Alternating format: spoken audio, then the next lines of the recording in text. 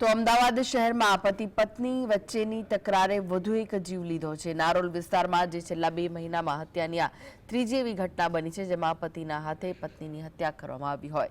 પતિએ પોતાની પત્નીના ચારિત્ર પર શંકા રાખી છરીના ઘા મારીને હત્યા કરી। જોકે ત્યારબાદ આરોપી પતિ જ પોલીસ અને પરિવારને જાણ કરતા પોલીસે ગુનો નોંધી વધુ તપાસ શરૂ કરી। અમદાવાદ નારોલ વિસ્તારમાં ઘર કંકાસમાં હત્યાનો ત્રીજો બનાવ બન્યો છે। તમને જણાવી દઈએ કે આ પહેલા 2 મહિનામાં પણ હત્યાના આવા 2 બનાવો બન્યા હતા।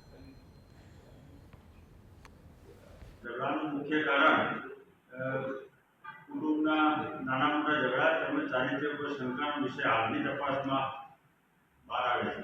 છરીના ઘા માર્યા, ત્યારબાદ એની પત્ની મોતને ઘાટ ઉતારી।